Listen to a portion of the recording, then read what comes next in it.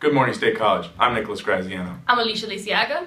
And welcome to A Word for Thought, a special report made by Penn State students for Penn State students. An unbiased program that shows you both sides of the aisle and leaves it up to you to decide. That's right, Alicia. Today's topic is about unmanned aerial vehicles and the cost-benefit analysis that is undertaken by states considering the development of a military unmanned aerial vehicle program. Throughout the show, please feel free to tweet us your opinion at SRA Group 12 on Twitter. We go to Dor to run down a UAV essentials from his eye in the sky.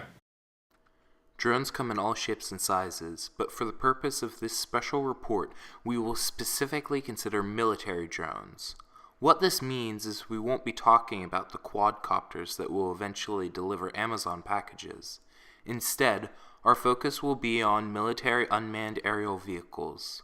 The iconic silhouettes of the MQ-1 Predator and the MQ-9 Reaper might lead you to think that all military drones look the same. But there are actually a great variety of military UAVs that come in a number of shapes and sizes, from the small Shadow to the large Global Hawk.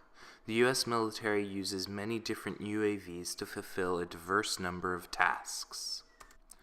The roles of these aircraft have been expanding over their years of usage, from simple radar-guided targets for training pilots and anti-aircraft gunners, to the modern role of highly accurate targeted strike and reconnaissance aircraft.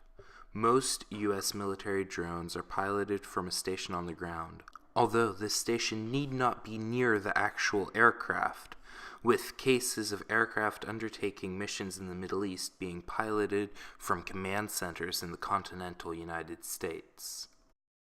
Some of the most common drones discussed are the MQ-1 Predator and the MQ-9 Reaper.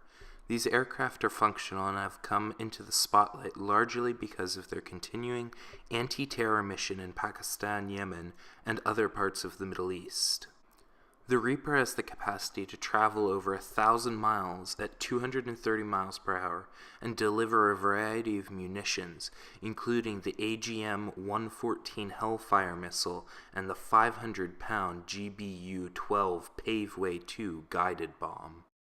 All of this said, there are some issues currently facing the American drone program. Among these is a lack of pilots. This issue is increasingly seen as a problem as commanders call on UAVs to be deployed more often, and as the U.S. continues to expand and develop our force of UAVs.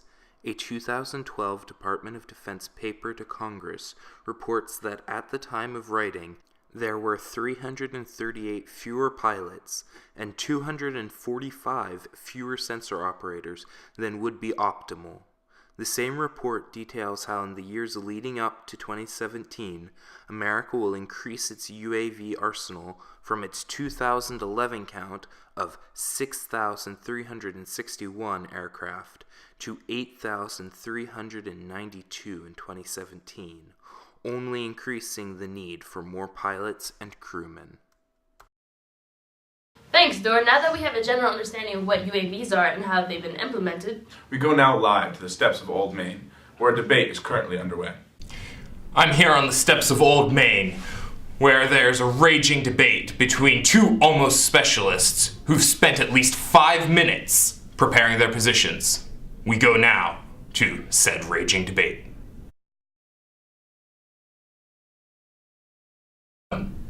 Drones are an important part of keeping the United States' edge over the rest of the world.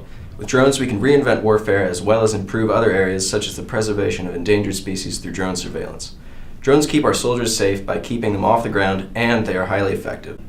Since President Obama ramped up the drone program, over 3,300 terrorists have been killed, including at least 50 high-level commanders.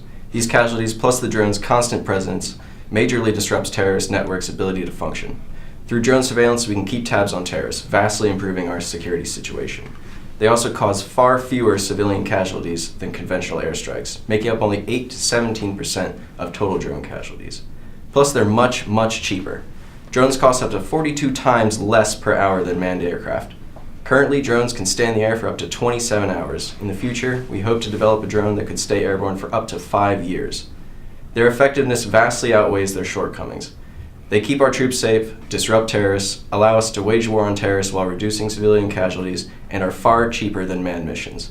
This is why we should continue our drone program, The benefits are far greater than the costs.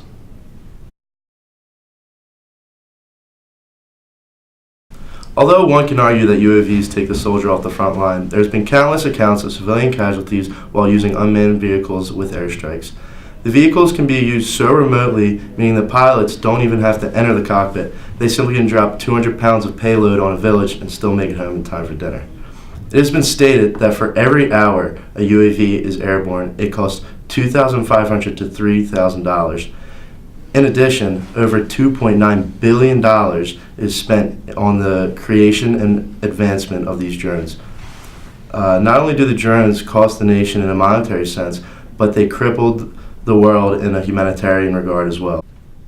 UN official Phil Alston stated that if there is a drone strike with casualties and the government does not release specific names, that the legal principles of international accountability by definition are comprehensively violated. End quote. Finally, sensitive data is at risk while drones survey military-stricken areas. For example, in 2011, the Iranian government Cyber Terrorism Division commandeered an American drone remotely and safely landed it. Imagine if the drone was captured by a terrorist organization. All the data within that drone after it was landed would be up for grabs, and they would use it to any advantage possible. Well, that was an outstanding and articulate debate between two drone specialists who obviously have been studying this content for years. Now, we hand it back to you, Nick. Wow, Dor, what an interesting debate. Alicia, what's your take on the whole thing? I think the anti-drone argument had many key points, such as the financial issues. In order to keep a drone airborne for an hour, it costs $2,500 to $3,000. That's a lot of money, not including the $4 billion each year the United States spends on making these drones. Well, I remember that one of the points that were made, it's 42 times cheaper to keep a drone functioning compared to any other sort of vehicle. So I think personally that might be the better financial choice. But I think one of the most important points that was made was just that, the fact that our soldiers are being taken off the front lines. This is very true, but there's less soldier casualties, but more civilian casualties, which will look bad on the United States part. You have a good point right there. Thank you for joining us on Word for Thought today. Tell us what you think on our Twitter at SRA Group 12. I'm Alicia Lisiaga. I'm Nick Graziano. Have a good night.